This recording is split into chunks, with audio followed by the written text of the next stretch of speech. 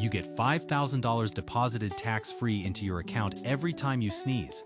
However, your sneeze now sounds exactly like a deafeningly loud, 120 decibel stadium air horn. Deal? You cannot suppress it, muffle it, or hold it in. It is as loud as a literal air horn. It will happen randomly at weddings, funerals, in quiet movie theaters, or while you are driving. You cannot explain to anyone that you are being paid for this. You just have to apologize and pretend it's a medical condition. Do you take the deal? If so, how do you manage your life?